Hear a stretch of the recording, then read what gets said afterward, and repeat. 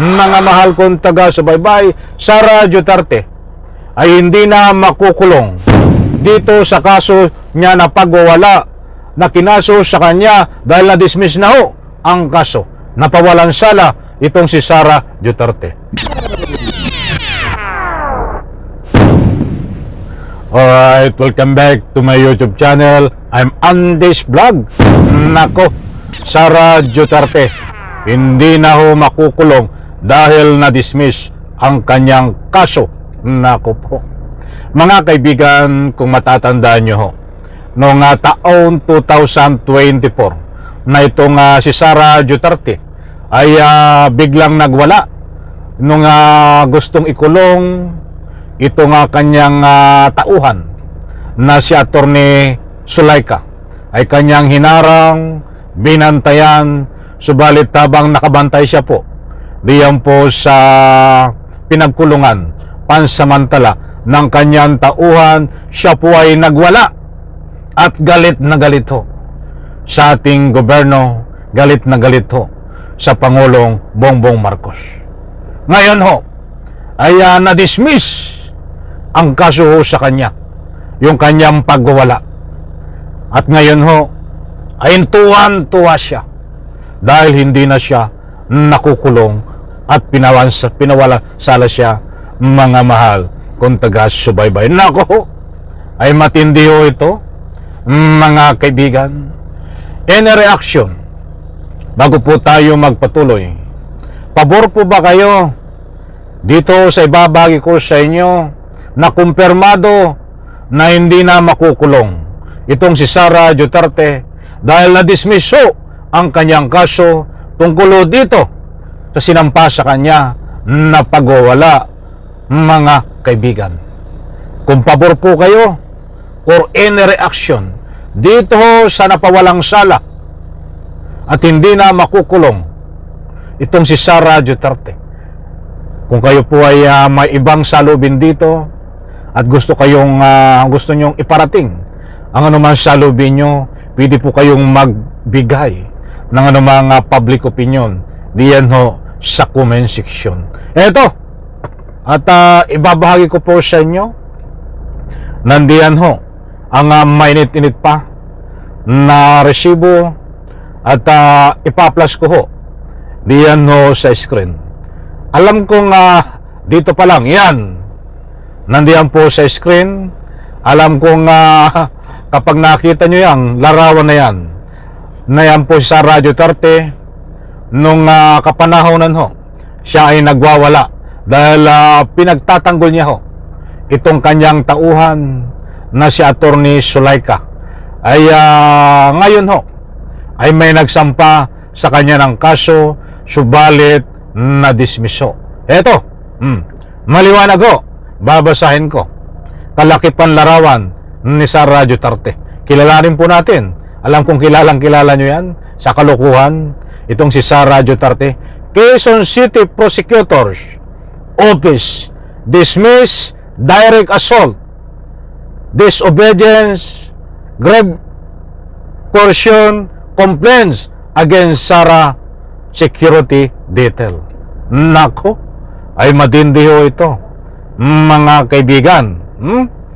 Maliwanag po. Alam ko naalala nyo po yan, mga kaibigan. Ito po, babasahin ko pa ang ilang detalye.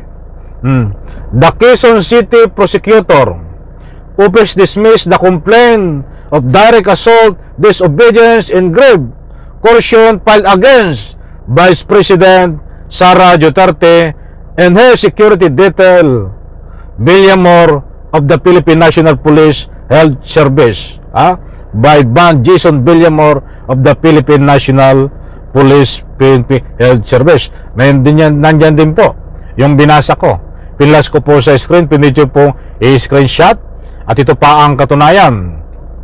Nandyan din po a 13-page resolution dated January 17 was obtained by the media on Tuesday, January 28, stating the complaints lack sufficient evidence. Nako, ay wala daw po sufficient evidence. Walang matibay ho ng ebidensya ang isinampa dito na kaso laban ho kay Vice President Sara Duterte kasama ang kanyang mga security detail. Disclaimer lang po, lilinawin ko po ito. Ito po nga na-dismiss na kaso ni Sara Duterte ay hindi po ito yung nagbanta, napagpaslang sa ating kasalukuyang Pangulong Bongbong Marcos. Ito po ay ibang kaso pa. Ito po yung mga pulis na pinipigilan itong si Sara Duterte na ika nga po ipagwawala. Subalit nagkaroon po ng komisyon, mga kaibigan, kaya't nagsampa po ng kaso ang mga pulis sa kanya. Iyon ho ang na-dismiss. But bahagi rin po ito ng kanyang pagwawala. Ito pa. Nasa na ba? The PNP video show La Chica pushing Villamor, but the resolution stated that this action was not enough to suggest obstruction of lawful detention order by the House. Additionally, the alleged this at the detention facility and the BMMC was not substation. Ayun. Mga kaibigan, malabo yung sulat dito eh.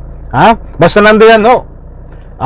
Screenshot po. Medyo malabo yung pagkakasulat dito. Hindi ko masyadong maintindihan. So, maliwanag po dito, mga kaibigan, sa binahagi ko po sa inyo, na Sara Duterte, hindi na po makukulong.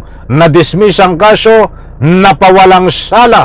Kaya't hindi na po siya makukulong, mga mahal kung taga-subaybay, at pinaliwanag ko na rin po sa inyo kung aling kaso po ito, at nandiyan po ang katibayan, at pwede nyo pong screenshot para lubos nyo pong maunawaan. Any reaction, mga kaibigan?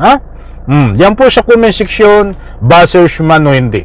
Huwag po kayong mag-atubili, huwag kayong matakot magbigay ng anumang public opinion. Kahit basers po kayo, yan ay allowed, welcome, at yan ay buong puso ko nirerespeto ang anumang mga public opinion nyo dito. Kahit against po sa akin, ay open po ang ating comment section. So maliwanag po, mga mahal kong taga-subaybay, babasa po tayo ng anumang public opinion dito, buhat dito sa post na ito.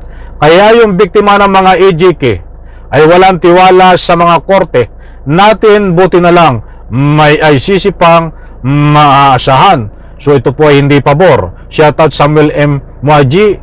Nandiyan po yung mga comment nila. Ayan po ay buong pusong nirespeto natin. Kahit binabagi ko po, hindi po siya pabor doon ho sa pag-ikang ay dismiss ng kaso.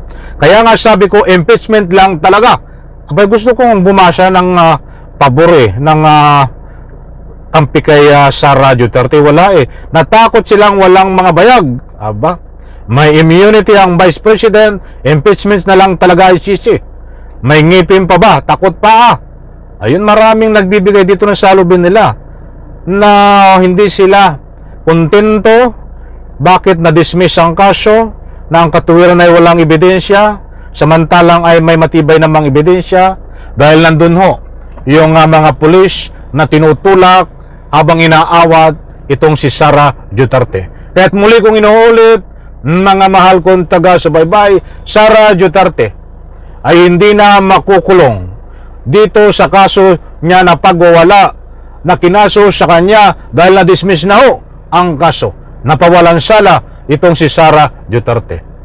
Iyan po ang latest update tungkol dito sa kaso na inahayin sa kanya na na-dismiss na po. Muli po, maraming salamat. Pagpalain po tayo lahat. Sabay-sabay po nating i-like ang video na ito. Diyan po sa comment section, inaanyayahan po kayong magbigay ng anumang public opinion. At yan ho ay ating spread, mga kaibigan. Muli po, bye-bye. Palakpakan.